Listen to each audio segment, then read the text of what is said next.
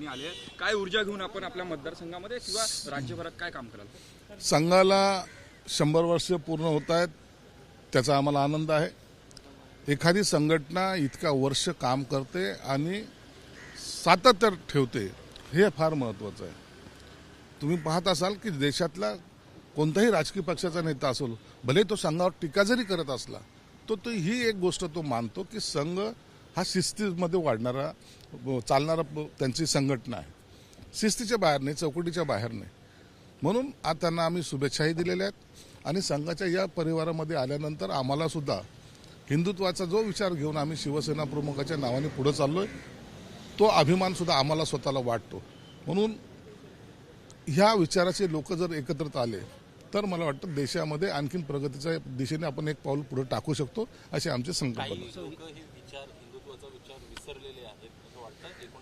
जे हिंदुत्वाचे विचार विसरलेले आहेत, उबाठा, त्यांनी किती जरी आता आव्हान आणला तरी त्या विचाराला ते आता कॅच करू शकणार नाहीत.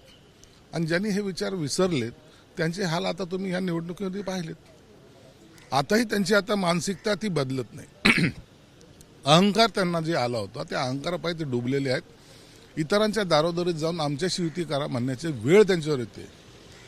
म्हणजे एकेकाळी आता महाराष्ट्रातला सर्वात मोठा होणारा पक्ष आता सर्वात छोटा व्हायला लागलेला आहे आणि या महानगरपालिकेच्या निवडणुकीनंतर त्याचं अस्तित्व कुठे असेल हे शोधावं लागेल. माहितीतील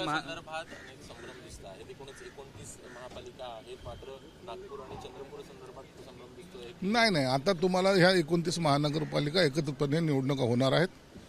ज्या नागपूर आणि चंद्रपूर बद्दलचा निर्णय त्याचा आलेला आहे, म्हणून हे जॉईंटलीच होणार आहेत. आता हे 2 महानगरपालिका वेगळे लढणार म्हणजे वेगळं होणार नाहीत. 29च्या निवडणुका होतील. पृथ्वीराज चव्हाण यांनी गैरस्फोट केला आहे की ते बोलले की मराठी माणूस हा पंतप्रधान होणार आहे. पृथ्वीराज चव्हाण एवढे मोठे नेते आहेत, आता ते एनडीएचं भाकीत ज्योतिषी बनायला लागलेले आहेत. आश्चर्य वाटतं. पक्षाचं बघत जा ना. इतर पक्षाचं भाकीत करण्यापेक्षा स्वतःचा पक्षाचं भाकीत केलं तर बरं होईल.